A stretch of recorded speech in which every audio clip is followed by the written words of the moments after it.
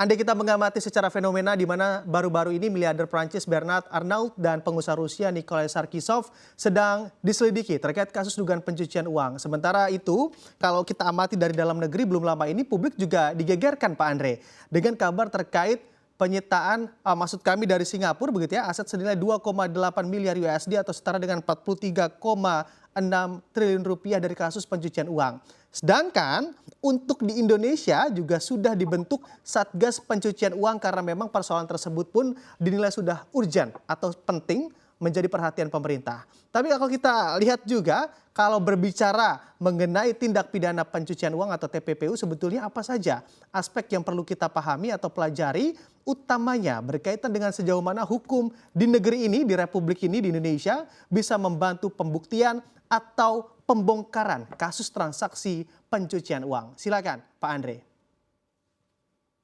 Baik, terima kasih Pak Bram. Jadi sebenarnya ketentuan terkait tindak pidana pencucian uang ini sudah lama di Indonesia sejak tahun 2022 dengan Undang-Undang Nomor 15 dan juga dirubah di tahun 2003 dan juga terakhir di tahun 2010 dengan Undang-Undang Nomor 8. Pada saat perubahan Undang-Undang KUH Pidana yang baru-baru ini tahun 2023 juga dimasukkan beberapa perubahan atas Undang-Undang Nomor 8. Jadi terkait dengan Undang-Undang Tindak Pidana ini secara peraturan sudah lengkap, sudah cukup, dan memang disebutkan tadi bahwa konsekuensi dari tindak pidana pencucian uang ini cukup berat di Indonesia. Ada pidana penjara 15 tahun dan denda 5 miliar. Dan itu memang sudah dikurangi dari sebelumnya yang ada di Undang-Undang Nomor 8 tahun 2010. Yang sebelumnya adalah 20 tahun dan 10 miliar. Dengan perubahan di Undang-Undang KUH Pidana, saat ini menjadi 15 tahun paling berat dan juga denda 5 miliar untuk tindak pidana pencucian uang aktif. Jadi secara peraturan dan juga OJK sebagai pengawas dari jasa keuangan termasuk perbankan dan non-bank juga sudah menerbitkan beberapa peraturan yang mengatur bagaimana sektor keuangan mengawasi dan juga melakukan pencegahan atas tindak pidana pencucian uang ini. Oke, baik. Pak Andre, dengan tindak pidana pencucian uang ini juga biasanya dilakukan tidak sendiri atau berkelompok atau bersindikat begitu ya. Nah, kalau misalnya ada seseorang yang mana juga membantu dalam transaksi keuangan, baik sengaja atau tidak disengaja, akan dikenakan hukuman pidana kah atau sebetulnya ringan saja begitu? Tidak, karena memang tidak terlibat dalam sindikasi yang besar. Ya. Jadi kalau yang namanya tindak pidana pencucian uang itu biasanya adalah bagian dari tindak pidana pokok.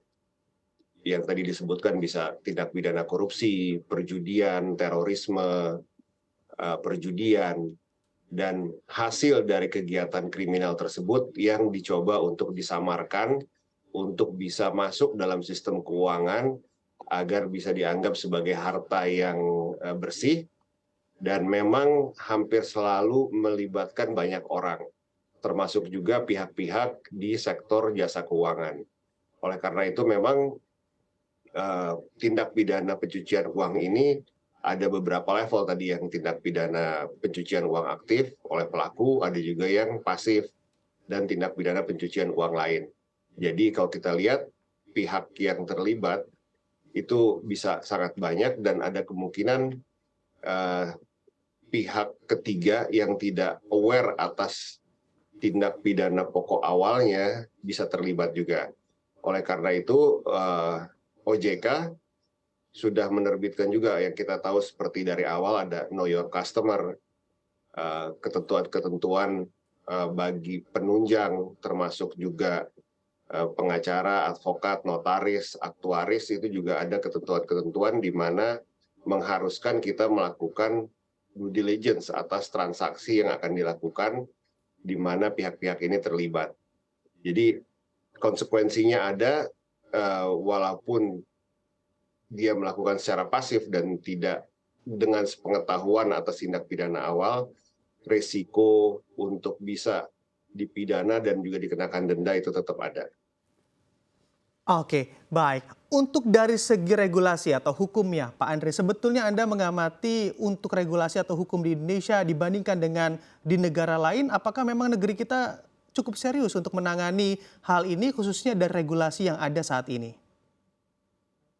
Ya, karena Indonesia juga bagian dari mengimplementasikan yang secara global disebut Financial Action Task Force ya, di mana di situ disebutkan bahwa ada kegiatan yang harus dilakukan oleh pemerintah dalam satu negara untuk mengeliminir atau mengurangi tindakan pencucian uang, bukan hanya tindakan pencucian uang, tapi juga untuk terorisme dan juga senjata pemusnah massal ya.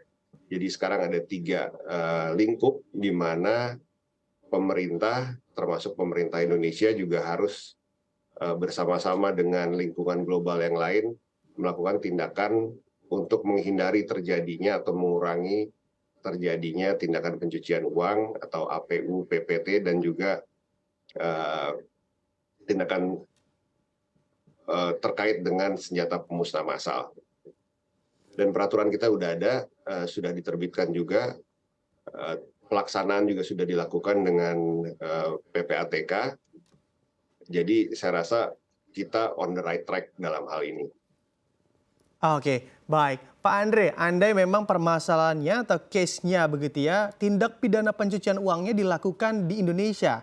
Tapi di saat ditelusuri, Ya. dibongkar kasusnya ternyata memang para pelakunya sudah berada di luar negeri. Apakah memang hukum kita juga bisa menjerat dengan kondisi hal tersebut?